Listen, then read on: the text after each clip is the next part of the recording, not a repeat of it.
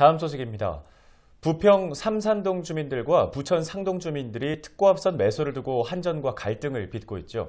지역 주민들과 한전은 합의점을 찾기 위해 만남을 이어가고 있는데요. 쉽지는 않아 보입니다.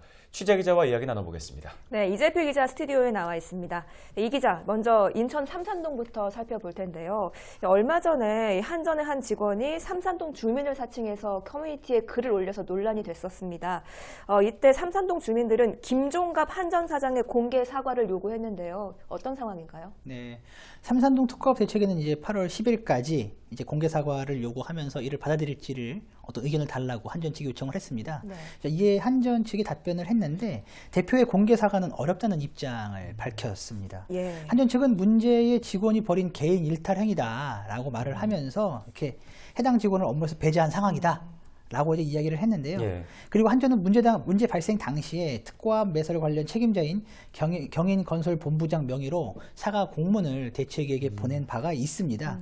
이 정도면 이제 충분히 사과한 것 아니냐라는 게 이제 한전 측의 입장입니다. 네, 어찌 됐든 주민들의 요구는 받아들여지지 않은 거네요. 당시 주민들은 요구가 받아들여지지 않을 경우에 한전과의 협상을 보이콧할 수도 있다 이런 입장이었는데 보이콧하는 건가요, 그러면? 아니요, 보이콧을 하지는 않았습니다. 주민들과 지역 정치권 그리고 인천시와 부평구 이제 공무원들을 합해서 이제 민간 협의체를 구성한 상황인데요. 이제 민간 협의체는 한전과 협상을 진행 중에 있는 그런 상황입니다. 네. 민간 협의체는 오는 20일 한전과 다시 한번 이제 협상 테이블에 앉을 그런 계획인데요. 협상에 앞서 민간 협의회는 이제 한전 측에게 이번 댓글 논란에 대해서 한전 측에 이제 책임 있는 답변을 요구한 상황입니다. 그리고 이와 함께 현재 한전 측에서는 이제 부장급이 협상 자리에 나서고 있는데 네. 의사결정권을 가진 인물이 협상 테이블에 나와 줄 것도 함께 요청을 한 상황입니다. 예. 20일 열릴 협상 테이블에서 한전이 이에 대한 입장을 밝힐 것으로 예상이 되고 있습니다. 네. 주민과 협상이 난항을 겪고 있는 상황인데요. 주민들도 답답하겠지만 한전 측도 답답함을 토로하고 있다고요? 네, 저도 최근 이제 한전 관계자와 이야기를 나눌 수 있는 기회가 있었습니다. 그래서 많은 이야기를 나눴는데요. 이제 주민들은 특고압의 특고업선에서 나오는 전자파를 이제 우려하고 있는 그런 상황이잖아요. 전자파가 건강에 이제 악영향을 미칠 것이다라는 이런 이렇게 주장을 하면서 이렇게 걱정을 하고 있는데, 예. 그런데 한전은 특고압선에서 나오는 전자파가 건강을 해칠 만큼의 수준이 아니다라고 이렇게 판단을 하고 있습니다. 특고압선을 이설할 경우에 이제 주민들의 요청대로 이설해서 매설을 할 경우에 약 500억 원의 사업비가 추가로 더 들어갈 것으로 지금 예상이 되고 있는데요.